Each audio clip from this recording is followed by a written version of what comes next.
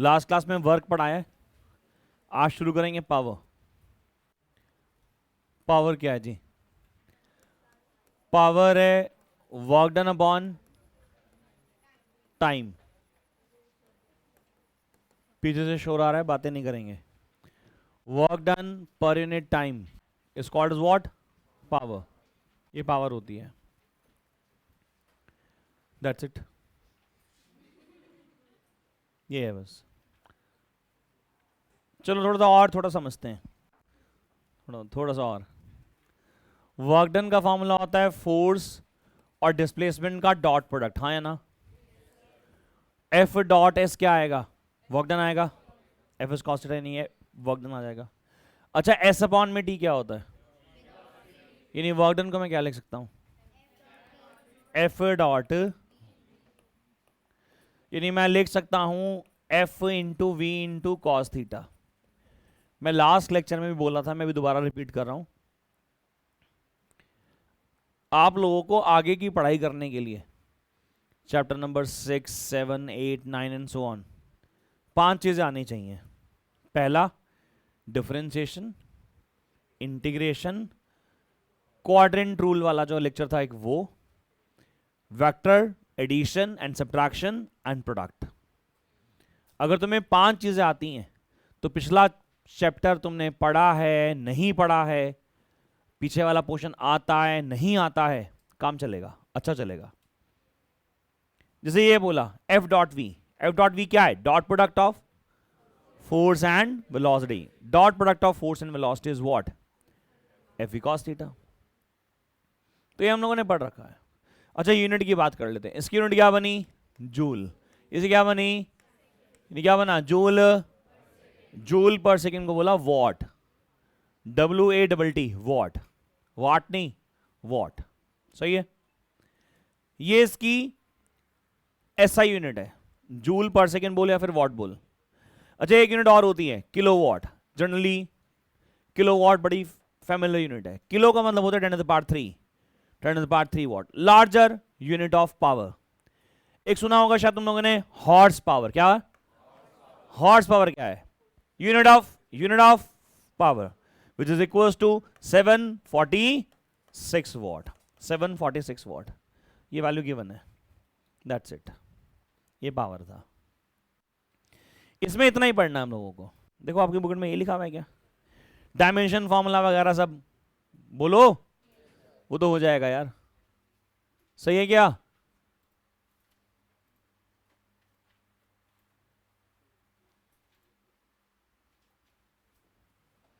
ये लिखा हुआ है सब जो मैंने पढ़ाया? अगले पेज पे आ जाओ, न्यूमेरिकल की बात करते हैं। शुरू करें? क्वेश्चन को ध्यान से पढ़ेंगे फिर जवाब देंगे। पहले क्वेश्चन को ध्यान से पढ़ लो।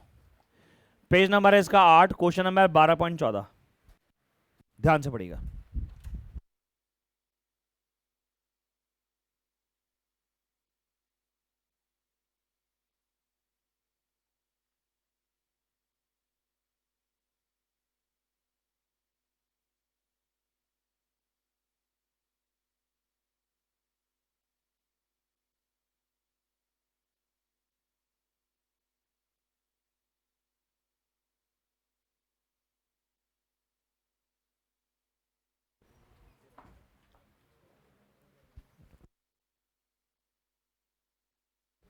हाँ, क्वेश्चन पढ़ा? पढ़ूं एक बार मैं भी। सवाल लिखा है, a man cycles up the hill whose slope is 1 in 20। Slope is 1 in 20 में 1 होता है परपेंडिकुलर और उसके नीचे होता है हाइपोटेन्यूज, यानी था साइन थीटा। यार लास्ट क्लास में पढ़ाया भी था कि मान लीजिए कि हमारे पास एक इंक्लाइन सरफेस है, उस इंक्लाइन सरफेस का एंगल, उस इंक्लाइन सरफेस का एंगल साइन थीटा 1/20 है। आप में से अगर कोई लास्ट क्लास में नहीं है, ये नहीं था, तो बस इतना सुन लो कि जब भी किसी इंक्लाइन सरफेस का स्लोप दिया जाए 1 in फ्रैक्शन में, 1 in कुछ क्वांटिटी लिख के दिया जाए, तो समझ जाना वो साइन थीटा ही होता है। वैसे यूजुअली स्लोप का मतलब tan थीटा होता था, लेकिन जब वो 1 in फ्रैक्शन दे दे, 1/20, 1/5, तो वो साइन होता है हमेशा। तो साइन थीटा की वैल्यू 1/20 यहां पे गिवन है। आगे क्या बोला है? एट अ स्पीड ऑफ कितना 12 किलोमीटर पर आवर, यानी साइकिल ऊपर चढ़ रही है कितनी स्पीड से 12 किलोमीटर पर आवर। क्या पूछा गया है इसमें? बोला है if the mass of man and the bicycle is, mass कितना दे रखा है यहां पे 150, तो हमें बताना है यहां पे कि पावर कितनी होगी। तो पावर निकालने के लिए हमें क्या चाहिए?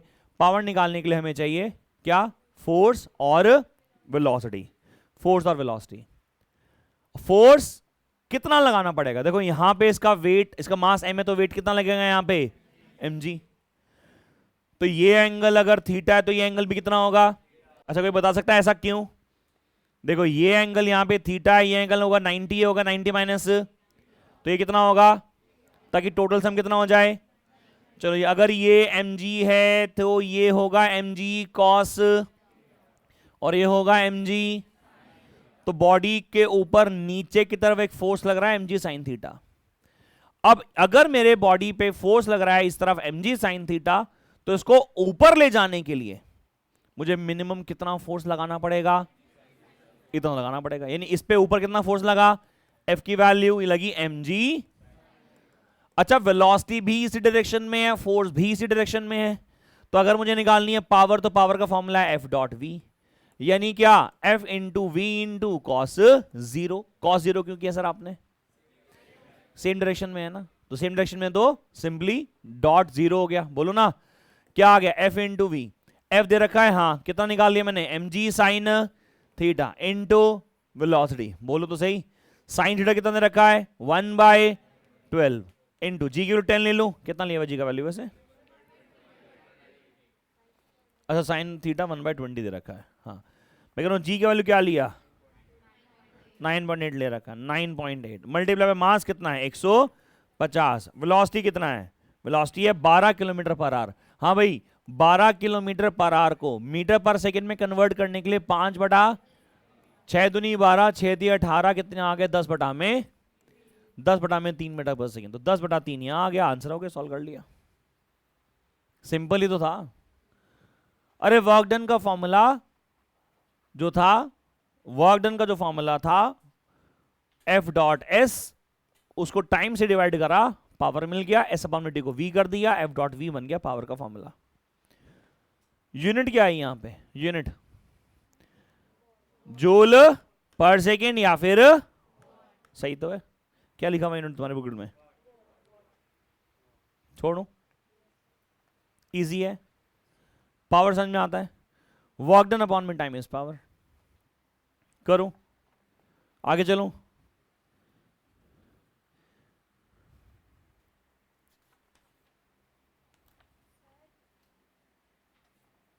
बोल बेटे, क्यों? क्या समझ नहीं, बताना।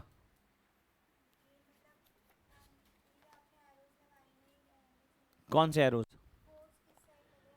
मैं बोल रहा हूं कि mg sin थीटा की वजह से नीचे जाने की कोशिश करेगा, तो इसे ऊपर ले जाने के लिए मुझे फोर्स कहां लगाना है? इधर। एटलीस्ट कितना? mg sin थीटा जितना, तो फोर्स की वैल्यू कितनी होगी? mg sin theta. तो फोर्स की वैल्यू क्या रख दी? mg sin theta.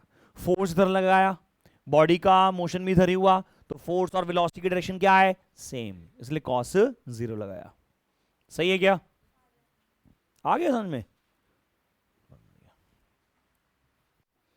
शुरू करूं इसी के नीचे वाला क्वेश्चन।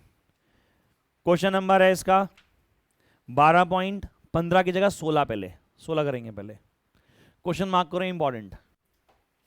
ये आपकी डीपीपी में भी है इस प्रकार का आज का क्वेश्चन एक।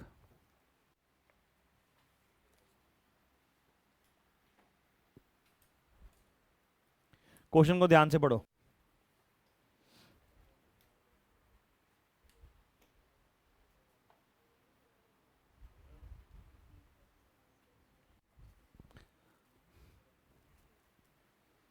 पढ़ा? इसमें लिखा है कार है, मास है उसका 2000 किलोग्राम, उसे लिफ्ट किया जा रहा है by distance of 30 meter by a crane in a 1 minute. Crane से 1 मिनट में। A second crane does the same job in 2 minutes. Do the cranes consume the same or a different amount of fuel? And what is the power supplied by each machine, neglect the dissipation due to friction. Machine को उठाने में ना, क्योंकि आपने देखा होगा JCB से तो नहीं उठा सकते ना, वो क्या होता है, इसको पुल करने के लिए रस्सी तो चाहिए होंगे ना, तो पुली पे चलेंगी, कहीं ना कहीं फ्रिक्शन होगा, फ्रिक्शन की वजह से कुछ एनर्जी लॉस होगा, हमने कहा वो सब कुछ नहीं हो रहा। करा क्या है, 2000 किलोग्राम की कार को कितनी हाइट से उठाया है, 30 मीटर की हाइट तक उठाया है। 2000 किलोग्राम की गाड़ी को 30 मीटर तक की हाइट तक उठाना है। 2 क्रेनों ने काम किया, एक ने इसे 1 मिनट में उठा दिया, एक ने इसे 2 मिनट में उठा दिया। तुम्हें क्या लगता है किसने बढ़िया काम किया? अच्छा, मतलब काम अगर कम टाइम में होता, काम अगर कम टाइम में हो तो पावर ज्यादा है, मतलब उसकी एफिशिएंसी ज्यादा है, मतलब वो बढ़िया मशीन है, बोलो हाँ, ज्यादा अमाउंट ऑफ वेट को लिफ्ट कर सकते, ऐसा मान लेते हैं, बोलो तो सही। तो 2 क्रेन की बात चल रही है। अच्छा, दोनों ने एक ही काम करना है, क्या? 2000 किलोग्राम की बॉडी को उठाकर ऊपर ले जाना है। अच्छा, दोनों ही केसेस में वर्क कितना होगा? वर्क होगा sir force into displacement. Force कहां लगेगा? ऊपर लगेगा सर। हाँ जी, इसका नीचे वेट लग रहा है, कितना लग रहा है? 2000 मल्टीप्लाई बाय 10, यानी कि मल्टीप्लाई बाय जी, कितना लग रहा है? 20,000 न्यूटन। हाँ ना, तो बोलो यार। इस गाड़ी का अपना वजन कितना है? mg है। m कितना है? 2000। g कितना है? 10। कितना आ गया? 20,000 न्यूटन। यानी इसे ऊपर उठाने के लिए मुझे कितना फोर्स लगाना पड़ेगा? 20,000। मुझे इतना इस पे ऊपर फोर्स लगाना पड़ेगा। डिस्प्लेसमेंट कहां हो रहा है? इसी डायरेक्शन में हो रहा है, ऊपर उठा रहे हो। तो what is the angle between force and displacement? 0। तो वर्क डन कितना आया? F into S into cos theta. F into S into cos theta. Force उधर लगाया, डिस्प्लेसमेंट भी ऊपर ही हुआ, एंगल कितना हो गया? 0। कॉस 0 कितना होता है? 1। F S cos 0। F into S. F कितना है? 20,000। बोलो तो सही। डिस्प्लेसमेंट कितना है? 30। 3 और 2 6 हो गया। 1 2 3 4 5 6 10 टू द पावर 5 जूल। बोलो तो हाँ या ना। चाहे कोई भी क्रेन काम करे, उसे इतना काम करना पड़ेगा। क्या काम जो हमारी क्रेन ने किया इस बात पर निर्भर करता है कि कितने टाइम में किया? नहीं। जो भी क्रेन ने काम किया वो किस बात पर निर्भर करता है कि कितनी हाइट पे उसे लेके गया? बोलो तो सही यार। वो इस बात पर निर्भर नहीं करता कि उसने कितनी देर में काम किया, 1 मिनट में या 2 मिनट में, लेकिन पावर उस पर डिपेंड करती है। पावर क्या होगा? Power of crane 1। क्रेन 1 की पावर कितनी होगी? वर्क डन अपॉन में टाइम 1। बोलो हाँ। Power of crane 2 will be work done upon में टाइम 2। बोलो हाँ या ना। वर्क डन कितना है? 6 into 10 to the power 5 divide by time. पहली केस में 1 मिनट। बोलो तो सही यार। दूसरी केस में वर्क डन तो सेम, लेकिन टाइम कितना हुआ? 2 मिनट्स। बात समझ में नहीं आ रही सर, क्या लिखे जा रहे हो? क्या वर्क डन टाइम पे डिपेंड करता है क्या? नहीं। वर्क डन डिपेंड करता है किस चीज पे? सिर्फ फोर्स पे और डिस्प्लेसमेंट कितना है उस पे। तो हमने निकाल लिया साहब। ये कितना आ गया? 6 into 10 to the power 5 divide by 60 second. चलेगा? इसे लिख लिया 6 into 10 to the power 5 divide by 120 seconds. अरे 2 मिनट को 60 मल्टीप्लाई बाय 2 लिख लिया। सही है, सॉल्व कर लेंगे इसको। ये कितना आया? ये आया 10 टू द पावर, बिकॉज ये 10 आ जाएगा, 10 to the power 4 watt, 10 to the power 4 watt. और इसमें अगर 2 बाहर ले लेंगे तो 10 to the power 4 divide by 2 watt. बोलो सही है क्या? ये तो हो गया।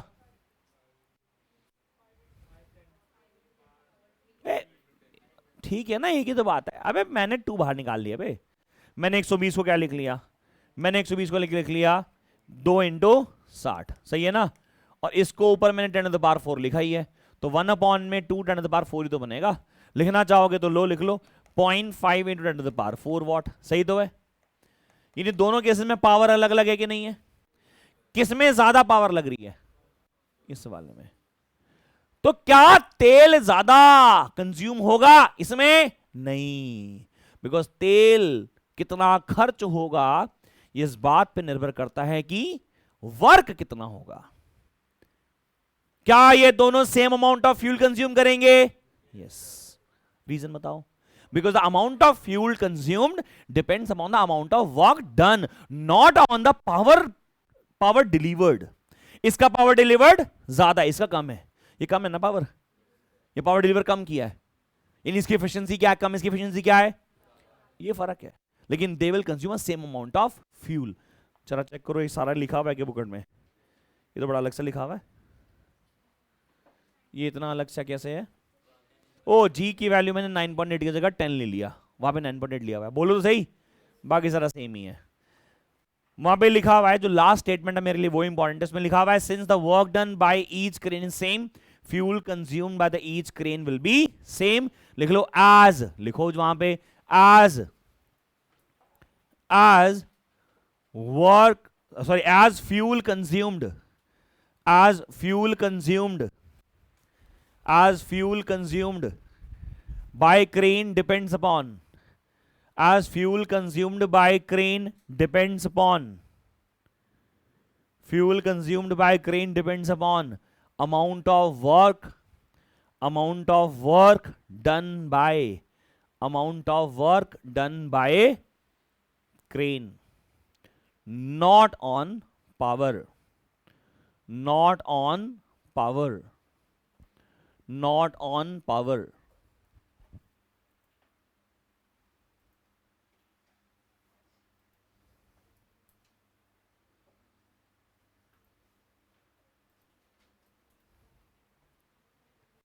सही है, तो क्वेश्चन तो समझ में आ ही गया होगा।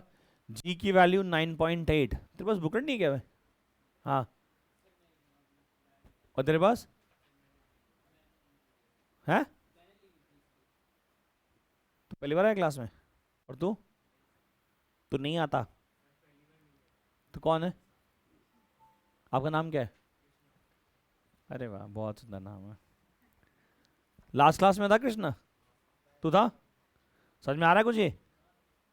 और लास्ट क्लास में कौन नहीं था? यहां से देखो, हाथ खड़ा करो। थी नहीं थी? समझ में आ रही है?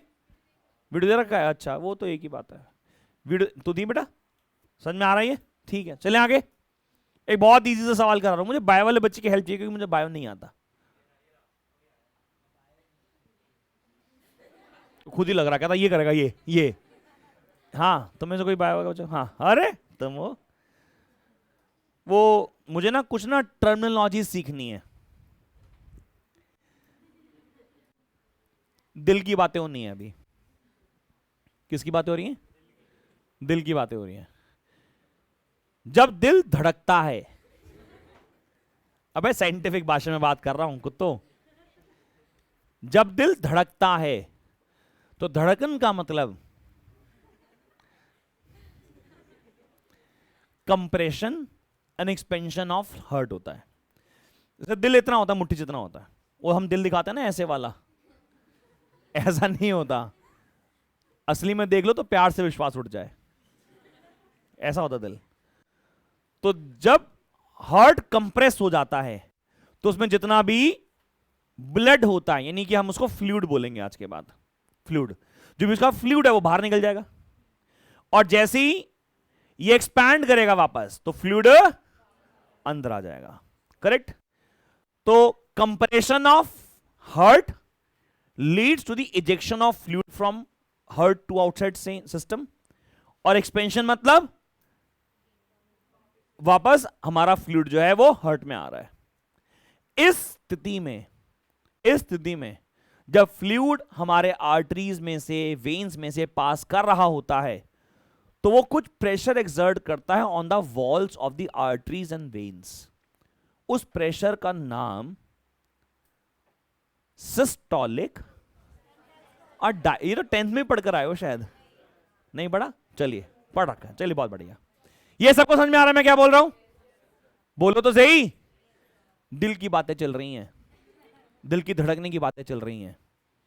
वैसे नॉर्मल 1 मिनट में दिल कितनी बार धड़कना चाहिए? तुम बताओ 1 मिनट में दिल कितनी बार धड़कना चाहिए? रुक जाओ यार, सुनने तो दो। नॉर्मल हार्ट बीट का रेट क्या है? रेट पैसा वाला रेट नहीं है, 90, 72, 72 धड़कने 1 मिनट में, यानी 60 सेकेंड्स में 72 टाइम्स हार्ट बीट करना चाहिए। Compression expansion, compression expansion, compression expansion, बोलो हाँ। ये नॉर्मल हार्ट बीट है।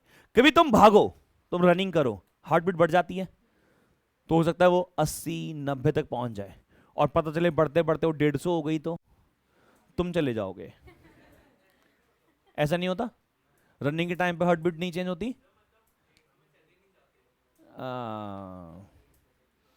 अच्छा, just imagine if heart beat is, let's suppose, approximately 150, what is the implication of that rate of flow of blood on the different parts of the human body? तो फिर बोला क्यों? हाँ, तुम इलाज कराओ ही ठीक नहीं है, तुम्हें जरूरत है डॉक्टर की।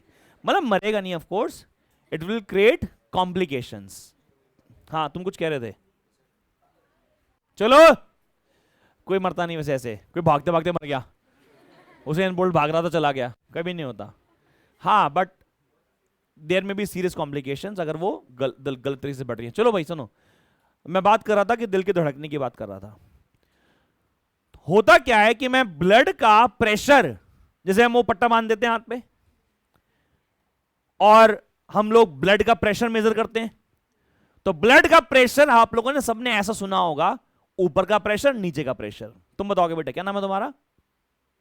हाँ हाँ, अध्ययन। ये ऊपर का प्रेशर और नीचे का प्रेशर का मतलब क्या होता है, किसे याद है? चुप रहे, ओए चुप रहा। डायस्टोलिक होगा, मतलब क्या है? अपर बॉडी और लोअर बॉडी। ये मुझे बता रहा था अभी, अपर बॉडी और लोअर बॉडी। क्या साला पागल, सॉरी, मतलब हाँ भाई, आप लोगों ने आजकल तो वो डिजिटल बैरोमीटर्स होते हैं, पट्टा बांधते हैं, उस पर लिखा जाता है, हाँ उस पर लिखा आ जाता है। अच्छा, उस लड़की ने क्या, सर वो ऐसा हाथ में लगा, वो ऑक्सीमीटर होता है, वो बीपी नहीं नापता। ये कुछ भी कर रहे हैं, ये साले इंजीनियर हैं, ये डॉक्टर बता रहे हैं इससे बीपी नहीं नाप सकते। देख रहे हो क्या कह रहा है ये? तुमने देखा है क्या बोल रहा है ये पायलट बनेगी। ये मार है, ये प्लेन में नहीं बैठना इसके, ये मार देगी।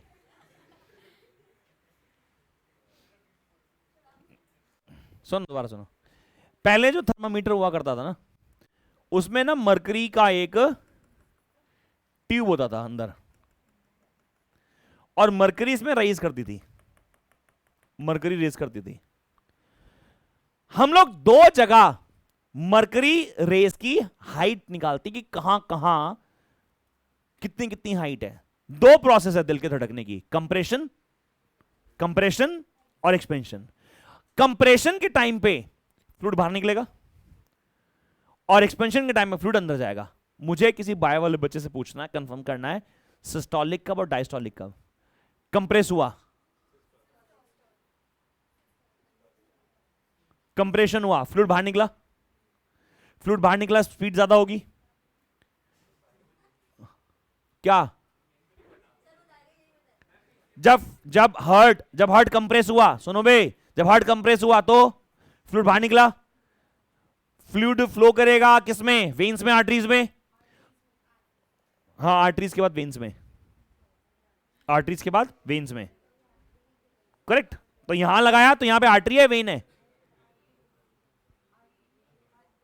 हाँ, आर्टरीज और वेन्स, इसलिए बोला। ये ठीक करने में तुले रहते हैं साले, ये बाइबल से ये दिक्कत होती है, क्योंकि मैं अपने हिसाब से वर्ड सेलेक्ट करके आया हुआ होता हूं कि मैं ये बोल के आऊंगा। कहां था मैं? हाँ, मैं ये कह रहा था, जैसे किसी वेन में और आर्टरी में, ये वेन और आर्टरी एक पाइप की तरह ही तो है, पाइप की तरह ही तो है। तो जब इसमें फ्लूइड फ्लो करता है, यानी ब्लड फ्लो करता है, तो ये किसी वेलोसिटी से फ्लो करता है, किसी, एक बात ध्यान रखना, velocity of a fluid decide the pressure exerted by the fluid on the walls of arteries and veins. क्या बोला? Velocity of a fluid inside the vein and arteries decides what? The pressure exerted by the fluid on the walls of the arteries and veins. और एक simple सा rule मैं आपको बता रहा हूं कि वेलोसिटी जो होती है वो इनवर्सली प्रोपोर्शनल होती है प्रेशर के। यानी अगर आपका वेलोसिटी ज्यादा है फ्लूइड का तो प्रेशर क्या होगा? कम हो जाएगा। और अगर वेलोसिटी कम है प्रेशर क्या हो जाएगा? तो तुमने सुना है कि कभी ब्लड प्रेशर बढ़ गया, ब्लड प्रेशर कम हो गया? क्या मतलब है? अगर प्रेशर बढ़ गया यानी आपके वेलोसिटी की वैल्यू, अब वो कोलेस्ट्रॉल हो गया, कोलेस्ट्रॉल, आपका ब्लड का कोलेस्ट्रॉल लेवल बढ़ गया। क्या मतलब है? आपका फ्लूइड थिक हो गया है। फिर आपको डॉक्टर बोलेगा आप ब्लड थिनर खा लो, वेलोसिटी को मेंटेन करो। We have a particular velocity, fluid की पर्टिकुलर वेलोसिटी होती है 75 ml पर सेकेंड। 75 ml बहाना है, इससे ज्यादा नहीं, इससे कम, इससे ज्यादा नहीं। ये एग्जैक्ट वैल्यूज है, लिखा हुआ भी है बुक में शायद, ये 75 ml ऑफ ब्लड है ना। बोलो वेलोसिटी क्या है? Inversely proportional to. अब मैं कह रहा था कि जो ब्लड प्रेशर होता है वो मेजर किया कैसे? तो हमने क्या करा, यहां पट्टा बांध दिया, पट्टा बांध दिया। यहां पे जो भी प्रेशर है वो प्रेशर मैंने इस मरकरी मीटर के अंदर मरकरी के राइज को देखकर नाप लिया। इसको हम लोग बोलते हैं मरकरी कॉलम। क्या बोला? Mercury column. अच्छा, जो मैं पढ़ा रहा हूं अभी तुम्हें लग रहा होगा सर तो सिलेबस से भटक चुके हैं। उसकी बेटे ये सिर्फ इस क्वेश्चन के लिए नहीं है, ये हमारा हाइड्रोडायनेमिक्स जो चैप्टर है, चैप्टर नंबर 10, उसमें पढ़ाया जाएगा। तो मैं पहले पढ़ा रहा हूं बस, सही है।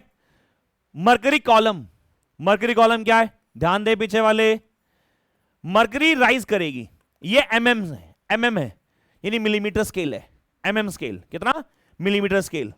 10, 20, 30, 40, 50, 60, 70, 80, 90, 100 and so on so on so on, let's suppose 140, यहां पे बीच में 120। अच्छा, ये मेडिकल वाली हाथ हुआ, ये नॉर्मल ब्लड प्रेशर की रेंज क्या है? 120/70, 80, चलो। अच्छा नहीं, ये भी ना बदलती रहती है, पता है, ये भी ये बदलती रहती है। कोई बोलता है कि ना 70 वाला भी ठीक है, हाँ ठीक है ठीक है ठीक है।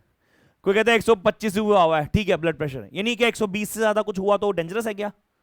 नहीं, वैल्यू है। ये कभी भी वैल्यू सेम में नहीं रहती।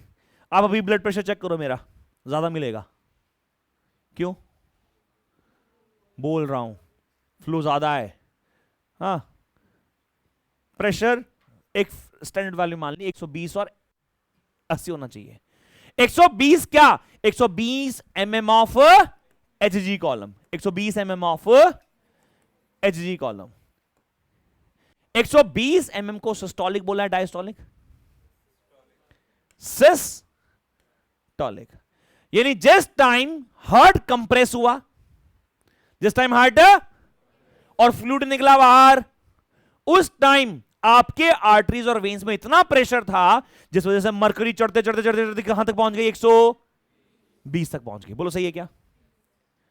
अगर जिस टाइम आपका हार्ट कंप्रेस हुआ और आपका फ्लूइड बाहर निकला, उस टाइम आपके हाथ पे बटे हुए पट्टे का प्रेशर 120 mm से ज्यादा आया, आपको बोलेंगे आपका ऊपर का प्रेशर जो है कम है, आप थोड़ा नमक खा लो। ऐसा होता है क्या? चॉकलेट खा लो, हाँ नमक मतलब नींबू पानी पी लो टाइप, हाँ ऐसा कुछ मीठा खा लो टाइप, ऐसा बोलो तो सही है। हम उल्टा बोल के सर ना, हाँ अगर बीपी ज्यादा हो तो पानी पी लो बोलते हैं, वरना तो और बढ़ेगा प्रेशर, हाँ तो मर जाओगे। नहीं नहीं नहीं, वापस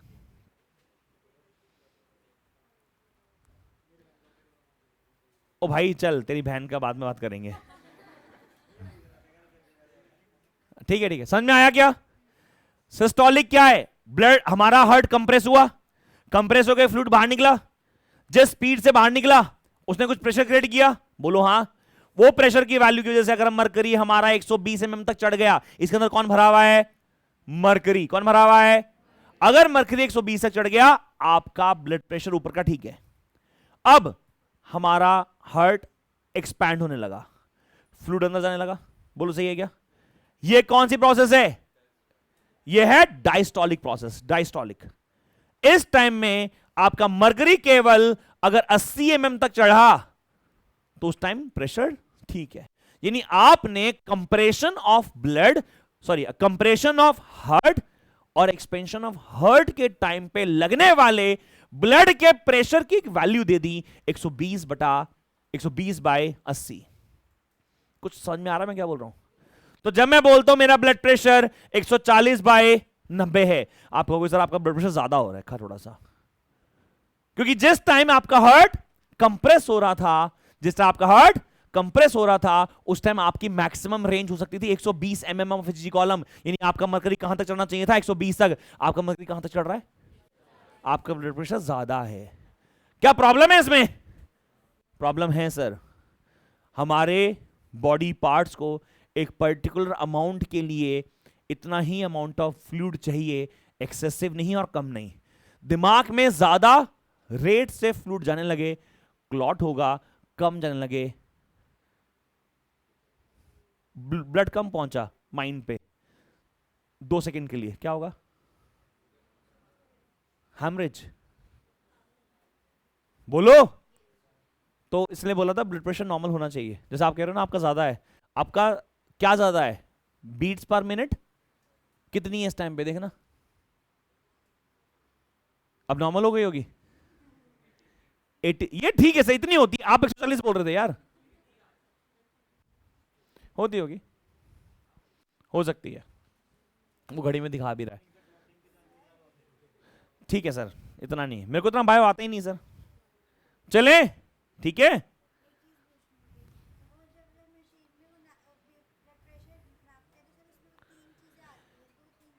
तीन चीजें में एक आता है सिस्टोलिक, एक आता है डायस्टोलिक, एक आता है heart beat, pulse rate. Pulse rate यानी कि आपका हार्ट कितने बीट्स पर सेकंड या पर मिनट ले रहा है। डॉक्टर के पास जाते हो ऐसे नहीं हाथ लगा लेता वो, और घड़ी को देख रहा होता है ऐसे, तुमने देखा कभी?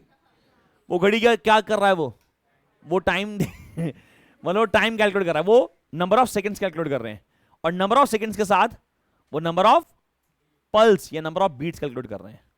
तो एक तरीका है, लेकिन उससे बेहतर तरीका वो है ऑक्सीमीटर का। आजकल ऑक्सीमीटर लगा देते हैं उंगली पे, उससे पल्स भी निकल जाती है, उससे ऑक्सीजन स्टेट भी निकल जाती है, वो जो कोरोना में बहुत बिके थे, है ना। चलो वापस चलें, अब क्वेश्चन पढ़ते हैं। अब क्वेश्चन समझ में आएगा, पढ़ो क्वेश्चन, पढ़ो।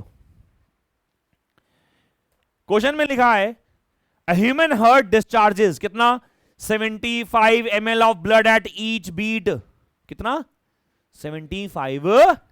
यानी हमारे हार्ट ने कितना फ्लूइड पर बीट में बाहर निकालना है, कितना फ्लूइड ब्लड जो है हार्ट में वापस लेना, उसकी एक फिक्स वैल्यू होती है, वो रेंज होती है। A human heart discharges 75 ml of blood in each beat against the pressure of 0.1 meter of Hg। इस पे और बात करनी पड़ेगी, ध्यान देना। मान लो सिस्टोलिक प्रेशर की वैल्यू 120 mm है और डायस्टोलिक की वैल्यू 80 mm है। 120 mm क्या? 120 mm ऑफ Hg कॉलम, यानी आपका मरकरी 120 मीटर की हाइट तक चढ़ चुका है। यहां पे 80 mm ऑफ Hg कॉलम, यानी आपका मरकरी कहां तक चढ़ चुका है? 80 mm की हाइट तक चढ़ चुका है। किसी भी मरकरी कॉलम में जितनी हाइट पे वो चढ़ता है H, उससे हम लगने वाला प्रेशर कैलकुलेट कर सकते हैं using a formula called as a Torricelli formula, और उसका फॉर्मूला होता है H rho g। क्या है?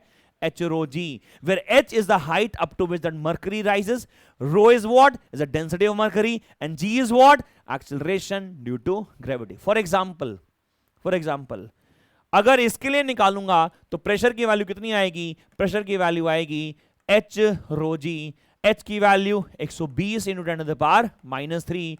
किसी को याद है डेंसिटी ऑफ मर्करी? थोड़े दिन पहले बताया था, 13.6 into 10 to the power 3। Mercury की डेंसिटी कितनी होती है? 13.6 into 10 to the power 3। और जी की वैल्यू 9.8।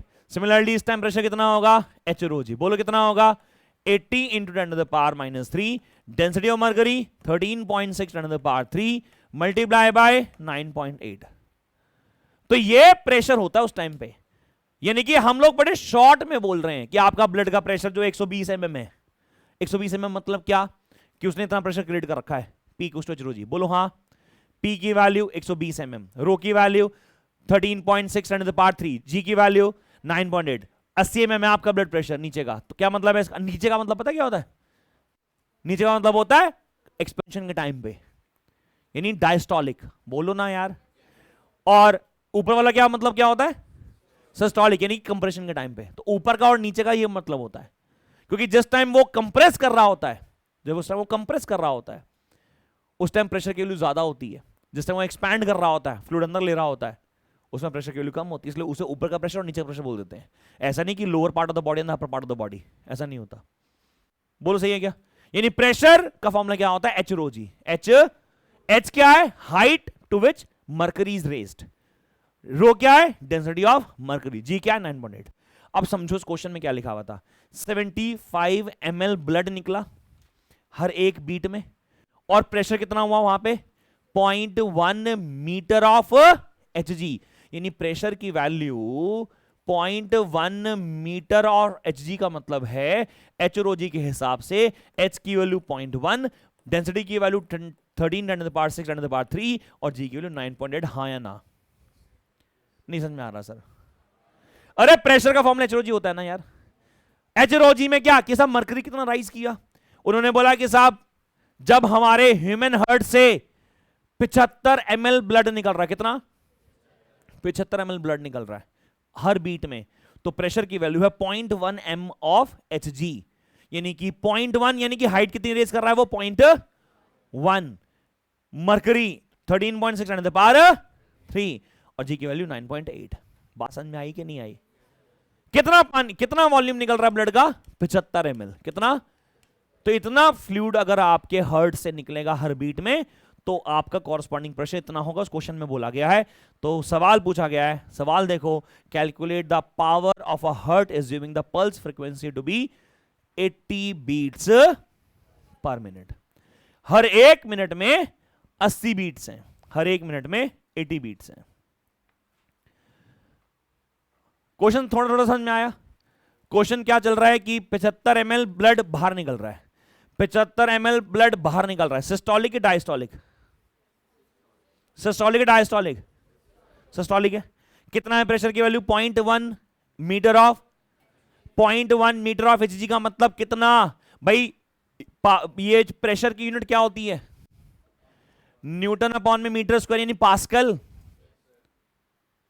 प्रेशर की यूनिट क्या होती है, तो इतना पास्कल का प्रेशर है कि नहीं है, ये तुम्हारे पास प्रेशर हो गया, ये तुम्हारे पास क्या हो गया, वॉल्यूम हो गया। वो क्या कह रहा है कि बताओ what is the power of, what is the power of heart, heart कितने पावर लगा रहा है, हार्ट पावर लगाएगा ना डिस्चार्ज करने के लिए, फ्लूइड को बाहर निकालने के लिए, तो पावर के लिए वर्क डन चाहिए होगा, और वर्क डन का बड़ा सिंपल सा एक फॉर्मूला है, pressure multiply by volume. Work done का फॉर्मूला क्या बताया मैंने, प्रेशर मल्टीप्लाई बाय, अब जरा समझो ऐसा क्यों कहा मैंने, कोई मुझे प्रेशर की यूनिट बताओ जरा एक बार, प्रेशर का यूनिट न्यूटन अपॉन में मीटर स्क्वायर, ओके। कोई मुझे वॉल्यूम का यूनिट बताओ, मीटर क्यूब, मीटर क्यूब, तो मीटर स्क्वायर से कट के क्या आ गया न्यूटन, क्या तुम्हें पता है न्यूटन मीटर जूल होता है, यानी अगर प्रेशर इंटू वॉल्यूम करूंगा तो क्या निकल कर आएगा, तो P into V is always equal to what, work. तो जिस टाइम 75 ml खून बाहर निकला मेरे हार्ट से, मेरे हार्ट ने कितना काम किया, प्रेशर इंटू वॉल्यूम, इन दोनों को आपस में मल्टीप्लाई कर दो, बोलो हाँ या ना। ये तो एक बीट की बात है ना, एक बीट की, एक बीट की, और एक मिनट में कितनी बीट्स होंगी, 80 से मल्टीप्लाई कर दूंगा, टोटल वर्क आ गया, टोटल वर्क को टाइम से डिवाइड कर दूंगा, क्या आएगा, power. This is such a complex question, NCERT का क्वेश्चन है ये नीट में आया हुआ क्वेश्चन है ये, और ये पढ़ाएंगे हम लोग कहाँ पे, और डिटेल में मैकेनिकल प्रॉपर्टीज ऑफ फ्लूइड यानी हाइड्रोडायनामिक्स में। तो ये सिलेबस का पार्ट था जो पढ़ाया, P equals to H rho G, pressure exerted by mercury column. Because we can't see the pressure. क्या लगाऊं यहां पे कि प्रेशर मिल जाए सर? हाथ लगा के देख लूंगा प्रेशर ज्यादा है क्या? नहीं. क्या बनाया? एक पट्टा बना दिया. क्या किया कि सर इस जो स्ट्रैप यहां पे बांधा वो प्रेशर सेंस करेगा और जो मरकरी का जो कॉलम है उसमें कितनी मरकरी रेज कर जाएगी उससे मुझे लग जाएगा पता कि यहां पे कितना प्रेशर है. सिंपल है क्या क्वेश्चन? बोलो. शुरू करें तो सॉल्यूशन अब पढ़ लेते हैं. सॉल्यूशन क्या लिखा हुआ है वहां पे? सॉल्यूशन एक बार पढ़ लेते हैं. वहां लिखा हुआ है कि सबसे पहले volume of blood discharge 75 ml. अच्छा मिलीलीटर है ये ml. इसे कन्वर्ट किया मीटर क्यूब में, क्योंकि साहब वॉल्यूम हमने तो एसआई में लेना ना यार. तो किसे मल्टीप्लाई किया? 10 टू द पावर -6 से. याद रखिएगा ml को मीटर में कन्वर्ट करना है 10 टू द पावर. ये कन्वर्जन आपने कर रखी होगी 9th 10th क्लास में. प्रेशर की वैल्यू 0.1 m ऑफ Hg. ये लिख रखा है जो मैंने लिखा बोर्ड पे, देखना. 0.1 into 13.6 10 to the power 3 multiply by 9.8. बोलो सही है क्या? सॉल्व करके कितना आया? ये आया 13.33 10 to the power 3 newton per metre square. Volume आ गया 75 10 to the power -6 metre cube. मैंने बोला था कि वर्क डन निकालना, तो वर्क डन कैसे निकाला? देखो प्रेशर इंटू वॉल्यूम. बोलो तो सही तो है. प्रेशर इंटू वॉल्यूम लगा रखा है. बोलो तो सही यार. कितना निकला ये? 999.6 10 टू द पावर -3. ये एक बीट का आया. ये एक बीट का. एक मिनट में कितनी बीट होनी है? 80 बीट. तो टोटल वर्क डन कितना आ जाएगा? देखो 80 से मल्टीप्लाई किया. बोलो हाँ. और टाइम नीचे 1 मिनट की जगह 60 सेकंड लिखा हुआ है. नहीं आ रहा. अरे पावर का फॉर्मूला क्या होगा लास्ट में? पावर का फॉर्मूला क्या होगा? वर्क डन अपॉन में टाइम. वर्क डन कितना आया? 999.6 इंटू 10 टू द पावर -3. ये तो एक बीट का है. कितनी बीट्स हुई? 80. कितने मिनट में? 1 मिनट में. 1 मिनट का मतलब 60 सेकंड डिवाइड बाय 60. ये मेरा पावर आया. Power delivered by heart. Power delivered by heart for the discharge of fluid. इतनी पावर लगानी पड़ेगी. कई बार हमारा हार्ट इतनी पावर अप्लाई नहीं कर पाता, इसलिए लोगों को लगाए जाते हैं pacemakers. Heart beat maintain रहे, डिस्चार्ज प्रॉपर्ली हो जाए. बेसिकली डिवाइस एक सेल है. बेसिकली एक बैटरी है इस बेसिकली, जो आपके हार्ट को कॉन्टिन्यूसली पावर देती रहेगी ताकि ब्लड डिस्चार्ज होता रहे, ब्लड इनटेक होता रहे, दिल धड़कता रहे. क्योंकि ब्लड फ्लो होगा आउट, ब्लड अंदर जाएगा. इसी को दिल धड़कना बोलते हैं. ये था सर क्वेश्चन. 3 लाइनों का क्वेश्चन था ये, लेकिन 2 चीजें समझी हमने. Pressure exerted by mercury column P equals to H rho G, और वॉल्यूम से मल्टीप्लाई किया तो वर्क डन निकला. मेरा एक सवाल है, लेकिन ये तुमसे क्वेश्चन हो जाएगा क्या? अभी छोड़ सकता हूं क्या? हाँ.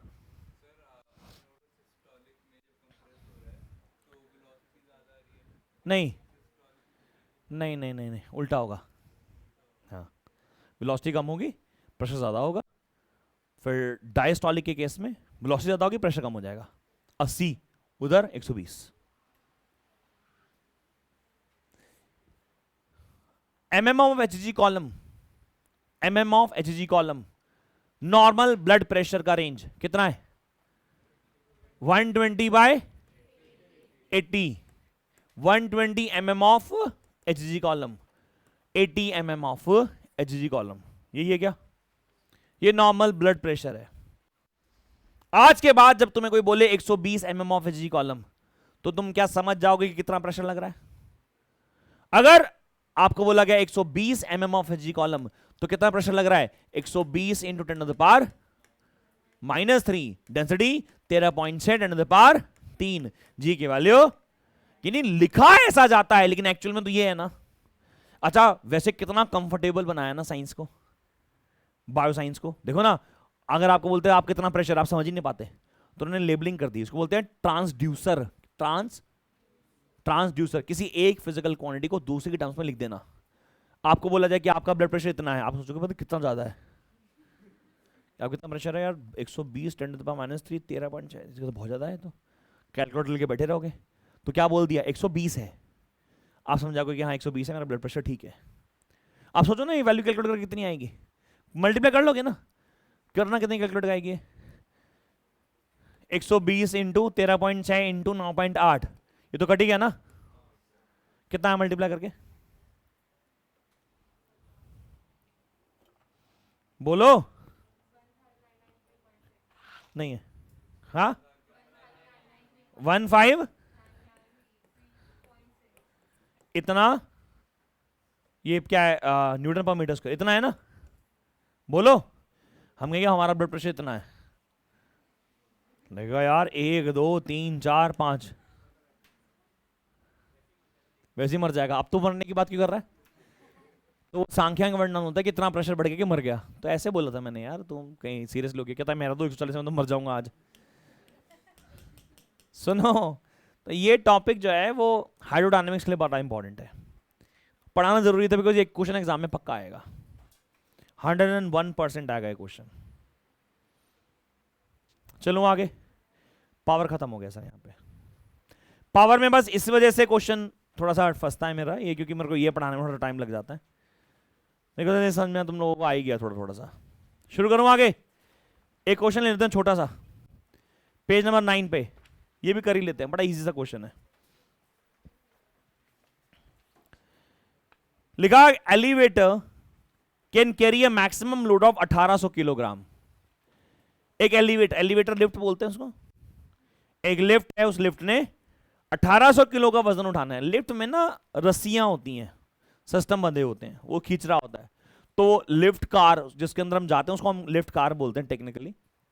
तो लिफ्ट कार भी बड़ी खुद भारी होती है, उसके अंदर 5 पैसेंजर 6 पैसेंजर का, तुम्हें पता है ना, ऐसा होता है कि लिफ्ट के अंदर वो होता है कि लिमिट होती है कि 5 पैसेंजर से ज्यादा नहीं। हम 3 ही गए तो लिफ्ट नहीं चली। हाँ मेरे से ज्यादा थे दो और वो लिफ्ट नहीं चली। हमने कहा 5 लिखा हुआ तो गलत है, तो उसने कहा नहीं नहीं सर इट्स नॉट अलाउड, आप जैसे तो आप में तो 8 बनेंगे 3 को। तुम समझ गए ना मैं क्या कह रहा हूँ? लिमिट होती है, उसमें लिखा होता है 5 पर्सन या इतना किलोग्राम, है ना? ये 1800 किलो की बात कर रहा है, 1800 किलो जो है उठा लेगा। Moving up with a constant speed of 2 metre per second, the frictional force opposing the motion is 4000 newton. Determine the minimum power delivered by the motor to the elevator in watts as well as in horse power. कहानी क्या है? कहानी ये है कि sir ये lift, ठीक है, इसके अंदर 2-4 आदमी खड़े हैं ऐसे, कुत्ता भी है, आजकल तो इसका भी बड़ा चल रहा है, लिफ्ट में कुत्ता अलाउड नहीं है। सही कह दो कि हम भी अलाउड नहीं है। हाँ तो मैं, इसका वजन कितना टोटल? 1800। तो ये नीचे वेट कितना लग रहा होगा? 1800 इंटू जी को 10 ले लूँ क्या? तो कितना, क्या जी को 10 ले लिया, कितना आ गया? 18,000 न्यूटन हो गया नीचे फोर्स। बोलो 18,000 न्यूटन फोर्स हो गया। अच्छा इसे ऊपर ले जाना है, कहाँ ले जाना? अच्छा ऊपर जाएगा कांस्टेंट स्पीड से। कितना स्पीड है इसका? 2 मीटर। कम नहीं है ये, बहुत कम नहीं है ये, बहुत ज्यादा है, ये बहुत ज्यादा है, ये बहुत ज्यादा है। 1 मीटर कितना होता है? इतना। 1 मीटर इतना ही तो होता है। 2 मीटर कितना? इससे डबल। 1 सेकंड में लिफ्ट ऐसे चलेगी, इसका मतलब तेज है या कम है? बोलो। ये बहुत तेज है, तुम्हें लग रहा था अभी बहुत कम है, ये बहुत तेज स्पीड है। 2 मीटर पर सेकंड वाला होता है 1 सेकंड में कितना चल जाए लिफ्ट। तो कितना तेज चल रही है लिफ्ट, बड़े आराम से चलनी चाहिए, and it should not accelerate, पहले बताया था। अच्छा बताओ, अगर ये ऊपर जा रही है तो फ्रिक्शन कहां लग रहा है इसमें? नीचे। कितना लग रहा है?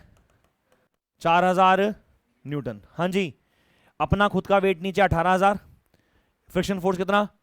4000। तो टोटल कितना फोर्स ऊपर लगाना पड़ेगा चलाने के लिए?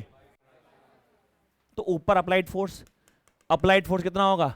Applied force in upward direction, कितना होगा? 18,000 प्लस 4,000। ये कौन लगाएगा? वो लिफ्ट में वो मोटर लगी होती है कि मोटर वो खींच रही होती है ऊपर। तो इसे कितना काम करना, इसे कितना फोर्स लगाना है? 18,000 या 4,000? दोनों का सम। 18,000 तो खुद जो वजन हो गया उसका खुद है, और फ्रिक्शन के केस में 4,000 का और करना पड़ेगा। कितना आ गया? 22,000 न्यूटन। हाँ जी, पावर निकालने के लिए बोला। क्या बोला यार? पावर का फॉर्मूला तो एफ डॉट वी होता है। बोलो हाँ या ना? यानी F into V into cos. भाई लोग फोर्स ऊपर लगाएंगे क्या? हाँ सर लगाएंगे, और उसका सम किसके बराबर होगा? इन दोनों के सम के बराबर। वेलोसिटी कहां है? ऊपर। एंगल कितना हुआ आयुष? 0। कितना हुआ 0, F इंटू वी हो गया। फोर्स कितना 22,000, वेलोसिटी कितनी 2, यानी कितना 44,000 वॉट। यानी हमारे मोटर को कितनी पावर सप्लाई करनी पड़ेगी 44,000 वॉट। अच्छा किलोवाट में आंसर बताना, किलोवाट में 44, खैर उसने पूछा नहीं था मैंने वैसे बता दिया। अब कहता हॉर्स पावर में निकालो, एक हॉर्स पावर 746 वॉट के बराबर, सही है 746 वॉट के बराबर, यानी 1 वॉट किसके बराबर 1 डिवाइड बाय 746 हॉर्स पावर, यानी कितना आ गया 44,000 divide by 746 horse power. Note कर लो, क्वेश्चन मार्क कर लो, इंपॉर्टेंट है।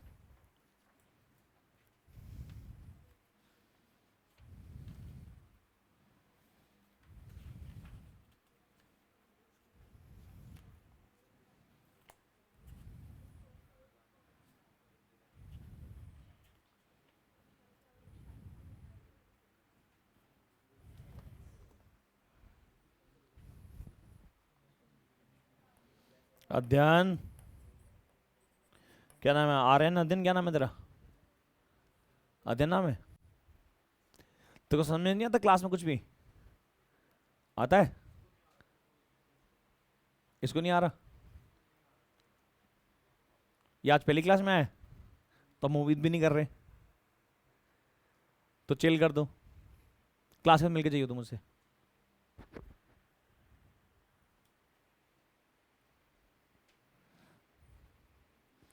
ये एफ कौन सा है भाई लोग, लिख लो फ्रिक्शनल फोर्स। ये क्या है फ्रिक्शनल फोर्स कहां से आ गई यार। तुम कभी लिफ्ट में चले हो, तुम्हें मशीन की चलने की आवाज आती है, होता ना, रस्सी रगड़ रही होती है, होता है कभी तुम्हें कभी डर लगा कि मशीन बंद हो जाए तो क्या होगा, ऊपर से रस्सी टूट जाए तो क्या होगा, ऐसा कभी सोचा है। ये सोचते हैं बस। हाँ अरे चलूं आगे, पावर खत्म हो गया सर, पिछली क्लास में वर्क खत्म हुआ था, इस बार पावर खत्म हो गया। कितना छोटा क्यूट सा चैप्टर है। शुरू कर रहे हैं नेक्स्ट पेज पे, पेज नंबर 10 पे, हेडिंग ली हुई है एनर्जी। एनर्जी क्या है भैया, एनर्जी आ जाओ, क्या दीदी क्या,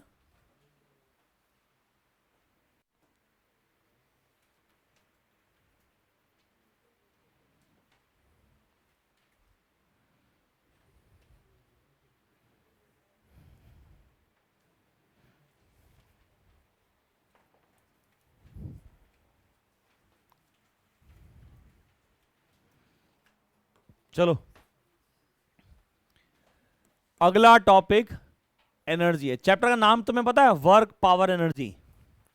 पहले वर्क पढ़ाया, फिर पावर पढ़ा, अब पढ़ेंगे एनर्जी। एनर्जी क्या है, एबिलिटी टू डू वर्क, बस हो गया, एबिलिटी टू वर्क, इसको क्या बोलते हैं एनर्जी।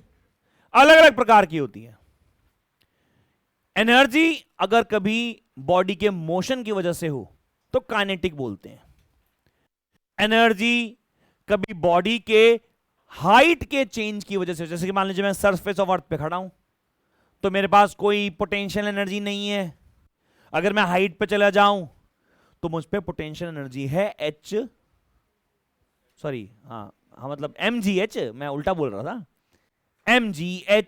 mgh बोलो ना यार। एनर्जी अलग अलग प्रकार की होती है, मोशन की वजह से काइनेटिक एनर्जी, हाइट की वजह से पोटेंशियल एनर्जी, हीट है हीट एनर्जी। अच्छा दोनों को सम कर दो, काइनेटिक एनर्जी पोटेंशियल एनर्जी को सम कर दो, मैकेनिकल एनर्जी बन सकती है, बोलो हाँ। What is energy, ability to do work. Unit क्या होती है इसकी, जूल्स नहीं होती, जूल होती है। जूल्स क्यों बोला, जूल्स नहीं होता कुछ भी शब्द, जूल होता है बस, जूल। एस तो तुम हिंदुस्तानी होने के नाते लगा रहे हो जबरदस्ती, हमारी आदत होती है ना, किलोग्राम्स, इतना मीटर्स डिस्टेंस ट्रेवल किया, इतने न्यूटन्स फोर्स लगाया, एस तो लगा देते हैं, होता नहीं है। एनर्जी समझ में आता है। अब ध्यान सुनना जो मैं क्या कह रहा हूं, ये स्टेटमेंट आप घर लेके जाना अपने। जिंदगी में एक बात हमेशा ध्यान रखना कि जब भी किसी बॉडी पे कोई वर्क होगा, जब भी किसी बॉडी पे कोई वर्क होगा, वाह वाह तो बोल दो यार, ऐसे थोड़े ना होता है। हाँ, बस शेर नहीं था, मैं तो ऐसे बोल पड़ा। जब भी किसी बॉडी पे कोई वर्क होगा तो वो वर्क हमेशा किसी ना किसी फॉर्म ऑफ एनर्जी में कन्वर्ट होगा। और किसी महान व्यक्ति ने कहा है कि श्रम ही, श्रम क्या, शर्म नहीं, श्रम, वो वाला शर्म नहीं जो तुम्हें आनी चाहिए, वो नहीं, ये श्रम, श्रम मतलब वर्क, श्रम ही शक्ति है। आपकी आधी से ज्यादा फिजिक्स में ये लॉजिक हर जगह लगेगा कि जब भी किसी सिस्टम पे कोई एनर्जी आएगी, वो एनर्जी इसलिए आएगी क्योंकि आपने कुछ काम किया होगा। श्रम ही शक्ति, शक्ति का मतलब मेरा यहां पे रेफरेंस है एनर्जी से, श्रम ही शक्ति है, श्रम ही। मान लो मैंने इस पेन को उठाया, ये ग्राउंड लेवल पे पड़ा हुआ है, मैंने इसे उठाया, मैं इसको ऊपर ले गया, यहां पे छोड़ू, क्या होगा बताओ? नीचे जाएगा। तुम बताओगे बेटा जॉर्डन, इसको छोड़ा, ऐसे देख रही हो, जॉर्डन भाई कौन भाई? जॉर्डन उसका नाम है वो। हाँ, ये पेन को उठाया, यहां लेके गया, इसको छोड़ा, ये नीचे जाएगा। बताओ नीचे क्यों जाएगा? हमेशा एक ही शब्द बोल लिया। तुम बताओ बेटा, तुम बताओ, तुम पहली क्लास में आए हो। हाँ बताओ। हाँ तो मतलब कुछ भी बोले जा रहे हो, सारी बातें रेफरेंस की हैं, ये बात सही है। सुनो दोबारा, सुनो सुनो ध्यान से। मैं इस बॉडी को यहां से लेके यहां लेके गया, सही है? क्या मुझे यहां से यहां ले जाने में कुछ वर्क करना पड़ेगा? Against what? Against gravitational force, यानी मैंने किया काम। और जब भी मैं काम करूंगा, मैं श्रम करूंगा, वो किस में कन्वर्ट हो जाएगा? इसके पास आगे क्या? एनर्जी। और जब इसको छोड़ूंगा तो उस एनर्जी की वजह से वो नीचे आएगा। तो अगर मैं इस बॉडी को यहां उठा के लेके आता हूं तो उठाने में मुझे करना पड़ता है काम, और काम करने की वजह से इस पे आती है एनर्जी, और वो एनर्जी बन जाती है पोटेंशियल एनर्जी। इसे छोड़ूंगा तो ये मूव करके नीचे आएगा, और जब ये मूव करके नीचे आएगा इस पे आएगी वेलोसिटी, और वेलोसिटी की वजह से जो एनर्जी आती है उसको बोलते हैं काइनेटिक एनर्जी। बात समझ में आ रही है? Kinetic energy. दो शब्द आपको ध्यान रखने हैं अभी, पोटेंशियल एनर्जी, काइनेटिक एनर्जी। दूसरा कि work done is always equals to energy, यानी श्रम ही, तो लिख लो ऊपर कहीं पे W इक्वल टू E, यानी श्रम ही शक्ति है।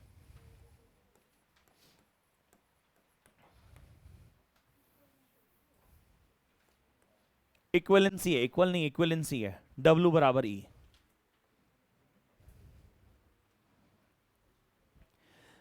जब भी कोई भी काम होगा, वो काम हमेशा किसी ना किसी फॉर्म ऑफ एनर्जी में कन्वर्ट होगा, इसलिए बोला गया श्रम यानी वर्क किसके बराबर होगा? हमेशा। जैसे मान लो आपने अपने सिस्टम पे, बॉडी पे 50 जूल का काम किया, कितना? और हमने मान लिया कि उस काम करने की वजह से उस सिस्टम में कोई एनर्जी लॉस नहीं हुआ। इमेजिन करो, मैंने बोला, ध्यान लगाना सारे, ये पेन है यहां पे, इसको मैं इस हाइट पे लेके गया।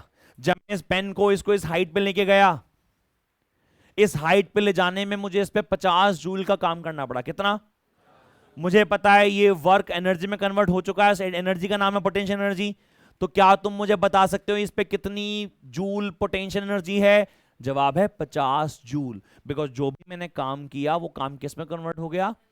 पोटेंशियल एनर्जी में। श्रम ही मतलब जितना काम करोगे उतनी एनर्जी में कन्वर्ट होगा, जितना काम करोगे उतनी ही वो एनर्जी में कन्वर्ट होगा। ये जिंदगी का सत्य तो है, जितना वर्क करोगे उतनी ज्यादा एनर्जी मिलेगी, उतनी ज्यादा सक्सेस मिलेगी। तो work done equal into what? Work done equal into energy. ध्यान लगाना बोर्ड पे, ये एक बॉडी है, इसका मास m है। ये एक बॉडी है, इसका मास m है। मैंने इस पे फोर्स लगाया, क्या लगाया? ये u वेलोसिटी से लेट्स सपोज मूव कर रहा था। हो सकता है ये u0 भी हो, इनिशियली मान लीजिए बॉडी रेस्ट पे हो। मैंने कहा साहब मैंने इस पे फोर्स लगाया और फोर्स लगा के मेरी बॉडी डिस्प्लेस हो गई मान लीजिए बाय डिस्टेंस s, और ये अब मूव कर रहा है विद वेलोसिटी v।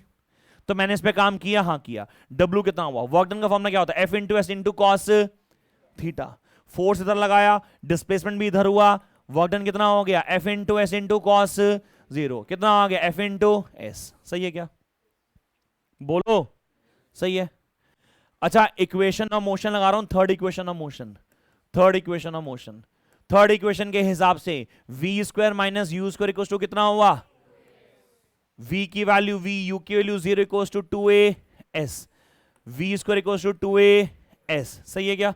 अच्छा, क्या मैं f की जगह ma लिख सकता हूं? मैं बोलो तो सही, क्या मैं यहां से a का फॉर्मूला v स्क्वायर अपॉन में 2s लिख सकता हूं?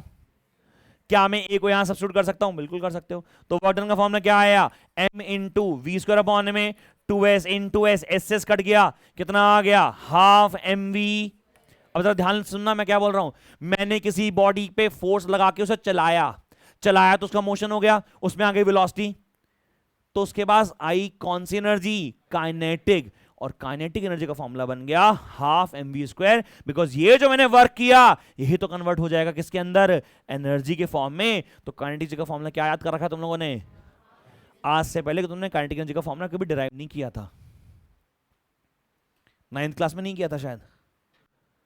काइनेटिक एनर्जी का फॉर्मूला तुमने डिराइव करके देखा पहली बार, और वो भी कहां से? बड़ा सिंपल सा लॉजिक था, क्या? सब श्रम ही शक्ति है। आपने वर्क किया, वर्क करके बॉडी को क्या करा? आपने वर्क करके बॉडी को चलाया आगे, वर्क करके बॉडी को चलाया आगे। चलने की वजह से, मोशन की वजह से कौन सी वेलोसिटी आ गई, और वेलोसिटी की वजह से कौन सी एनर्जी होती है? काइनेटिक। हाइट की वजह से कौन सी एनर्जी होती है? पोटेंशियल। ये दो चीजें याद करके जाएंगे आज। कोई दिक्कत परेशानी यहां पे? पक्का? चलें फिर आगे। बुक निकाल लो जरा, पेज नंबर 11 देखो क्या लिखा है। पेज नंबर 11 पे heading the leave kinetic energy पढ़ें। Energy possessed by a body by virtue of its motion is called as what? Consider a body mass m acted upon a force। सब derivation same ऐसी है, बोलो हाँ सही है क्या? बोलो तो सही यार। ये मैंने डेरिवेशन करी जब मैंने बॉडी पे फोर्स लगाया, वर्क डन निकाला, वर्क डन को एनर्जी के बराबर कर दिया, बिकॉज श्रम ही शक्ति है। सही है। लेकिन अगर सर ये फोर्स कांस्टेंट ना होके वेरिएबल होता तो भी क्या यही डेरिवेशन होता? क्योंकि लास्ट क्लास में मैंने सिखाया था कि भाई लोग W का formula Fs cos theta is only applicable when force is नहीं आ समझ में। अरे लास्ट क्लास में बताया था क्या कि W का फॉर्मूला Fs cos थीटा सिर्फ तब वैलिड होता है जब फोर्स यहां पे कांस्टेंट अगर नहीं हुआ तो ये वाला स्टेप तो लगा ही नहीं सकते ना। तो फिर क्या करूंगा? फिर कैलकुलस करूंगा, फिर इंटीग्रेशन लगाऊंगा। पेज पलट के देख, वहां पे लिखा हुआ हेडिंग यूजिंग कैलकुलस।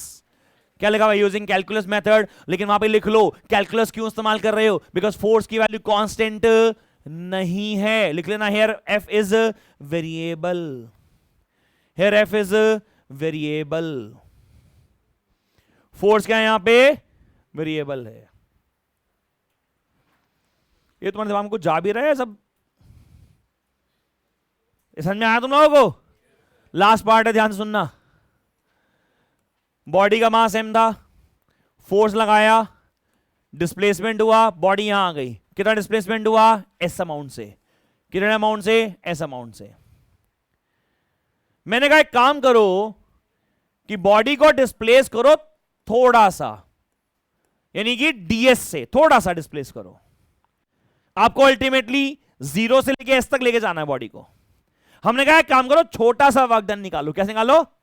और ये मेरे जिंदगी का आधार है। हम छोटा सा काम करते हैं, हमसे इंटीग्रेट करके बताते हैं। देखो कितना पढ़ा मैं रात को। मैं रात को 3 बजे तक पढ़ा हूं, 1 बजे पढ़ना शुरू किया था। हम छोटे से काम को क्या करते हैं? इंटीग्रेट। तो हम यहां छोटा सा काम कर रहे हैं। हम क्या कर रहे हैं? हम बोलते हैं आप इसको ना ds से डिस्प्लेस कर दो। तो छोटा सा वर्क डन कितना आएगा? F into ds। हाँ ना तो बोलो यार। F का फॉर्मूला क्या होता है बच्चों? M इंटू ए। हाँ ना बोल। क्या तुमने कभी पढ़ा है कि v dx अपॉन में dt था या d s अपॉन में dt था? और dv अपॉन में dt कौन था? यानी भाई लोग a की जगह क्या पुट कर दो? तो बोलो dw कितना आ गया?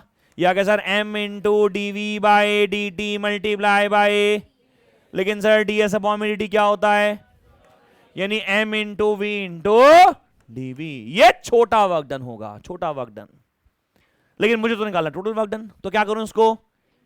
इंटीग्रेट का मतलब होता है ऐड करके, बड़ा चढ़ा के बता रहे, बड़ा चढ़ा के होता है। सर मैं 4 बजे तक पढ़ा सुबह, कब उठा था? 3 बजे, 4 बजे तक पढ़ा सुबह, इंटीग्रेट करके बता दिया। इंटीग्रेट करा, integration of dw, integration of mv dv। Limit initial velocity 0 थी, अब वेलोसिटी v है। मान लीजिए बॉडी पहले रुकी हुई थी, अब वेलोसिटी क्या है?